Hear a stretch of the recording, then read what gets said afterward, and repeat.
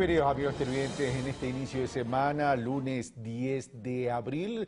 Tendremos dos bloques con dos entrevistas. Tendremos a Pedro de la Cruz, parlamentario andino, y luego tendremos a Santiago García, analista económico y catedrático de la Universidad Central del Ecuador, con quien vamos a hablar sobre los retos del nuevo gobierno para los próximos 4 años. Recordemos que el próximo periodo es entre el 2017 y 2021.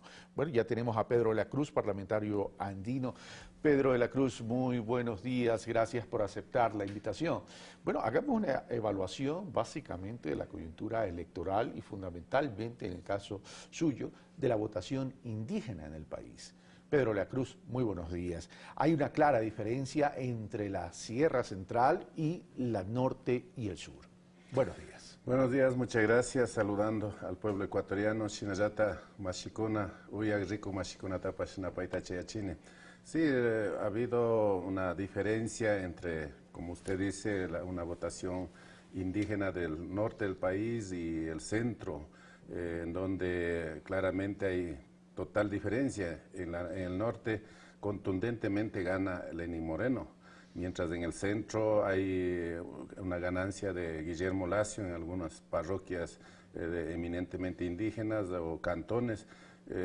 Yo creo que hay que hacer un análisis autocrítico para poder ir generando las políticas que ha dicho en este mismo gobierno. El presidente compañero Rafael Correa ha dicho todavía falta el tema agrario, la revolución agraria, profundizar las políticas públicas. Hemos hecho leyes, por ejemplo, la Constitución es favorable hacia a los pueblos indígenas, la ley de aguas, la ley de tierras y territorios ancestrales. Ahora mismo se está debatiendo la ley de semillas de agrobiodiversidad, pero estas leyes hay que ya ir aplicando en territorio con políticas públicas. Pero, ¿no? ¿cómo entender entonces que esas mismas políticas públicas que se han generado y que se han derivado en leyes, el norte lo entiende y la Sierra Central no? ¿Eso significaría entonces que la aplicación en territorio es deficiente?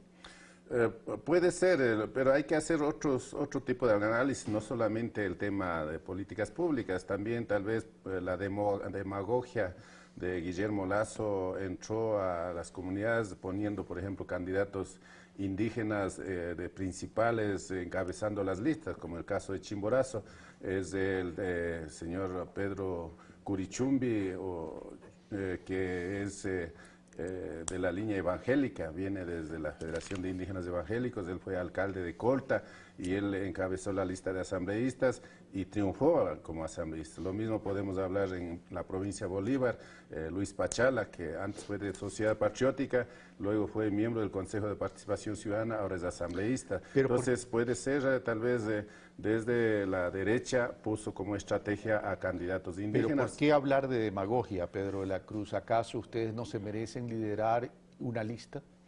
No sé por qué, claro, digo, pero nosotros somos más aliados naturales de la tendencia de izquierda progresista, porque la tendencia de izquierda progresista habla de fortalecer el Estado, habla de redistribución de la riqueza, habla de que hay que cobrar a los más ricos impuestos para redistribuir a los más débiles. Entonces, mientras del otro lado habla de que el sector privado sea el que genere la riqueza, el mercado, y que los seres humanos simplemente somos objetos de ese mercado. Entonces, por eso yo siempre digo, somos aliados naturales nosotros, porque hemos sido excluidos históricamente, y esa deuda que tiene el país con el sector indígena todavía falta por saldar. En estos 10 años no ha sido posible saldar esa deuda histórica que se tiene, y por lo tanto nosotros siempre a nivel indígena seremos aliados naturales de la izquierda.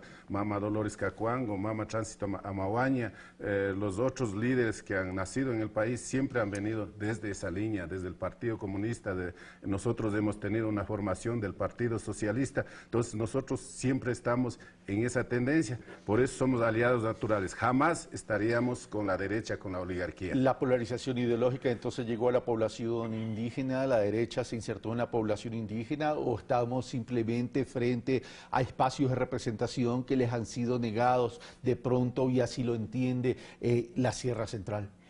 Puede ser, hay que hacer varios análisis, para eso están los sociólogos, hacer los análisis y al menos nosotros creemos que hay que ir a trabajar en territorio, hacer políticas públicas en territorio para que ese aliado natural regrese a este sector que somos los que defendemos al Estado, los que defendemos la redistribución de la riqueza, los que defendemos las áreas estratégicas que sean parte del Estado. Entonces, eso hay que ir. Y también lo que nosotros planteamos también es fortaleciendo las organizaciones sociales. Y estas organizaciones sociales tendremos que hacer la formación política, la formación ideológica para que veamos por qué a este lado o por qué a este lado Pero también. que la población indígena me diga tenemos que fortalecer las organizaciones sociales de la óptica indígena me parecería raro, porque la población indígena sí era una de las que más organizadas estuvo en la historia del Ecuador. O sea, ¿dónde están las debilidades, las falencias y cuáles serían entonces los retos de la población indígena de cara a los próximos 4 años? Bueno, también veamos que el sector Pachacuti, el sector de la CONAIE ha sido claramente opositor a este proyecto político, claramente apoyando en este caso, ciertos líderes apoyando a la derecha, y eso es lamentable porque confunde también a la ciudadanía, a la población. Por eso es necesario, nosotros creemos, fortalecer no solamente el tema indígena, fortalecer el tema intercultural. La interculturalidad significa de ida por vuelta. No solamente los indígenas debemos hacer la interculturalidad, sino que los mestizos, los afros, todos fortalecer para tener un país unido, un país en donde realmente sea de todos, no solamente de unos pocos que ahora al menos quieren hacer violencia, y eso desde todo punto de vista rechazamos. ¿En qué habría que poner énfasis? Salgamos del tema coyuntural, electoral y veamos los próximos 4 años. ¿En qué habría que poner énfasis en relación a las políticas públicas que estén relacionadas con la población indígena? Bueno, el tema, de hecho, agrario, el tema educativo, el tema de la salud pública, incluso las obras de infraestructura que todavía son deficientes en el sector rural, porque muchos prefectos que tienen que ver con los caminos vecinales, que tienen que ver con obras de riego, todavía no llega esas obras hacia las comunidades rurales. Lo que corresponde al Estado central, las carreteras, los multipropósitos están ahí, pero todavía falta ir hacia las comunidades, hacia los caminos vecinales, el tema de la comercialización, que es uno de los cuellos de botella en el tema de la producción, que tiene que haber centros de acopio, centros de transformación de productos, créditos preferenciales, hay mucho que por hacer. ¿Faltaría más articulación entre el gobierno central y los gobiernos seccionales? ¿A eso se refiere?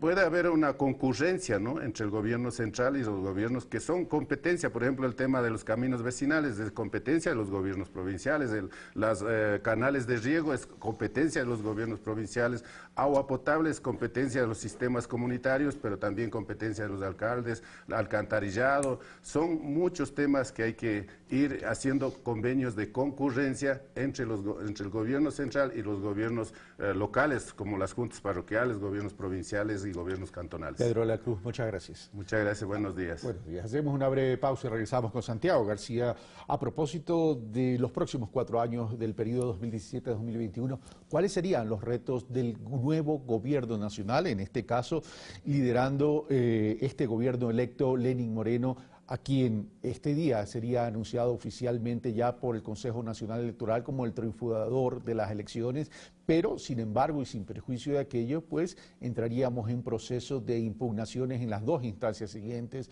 tanto del Consejo Nacional Electoral como del Tribunal Contencioso Electoral? Venimos de inmediato.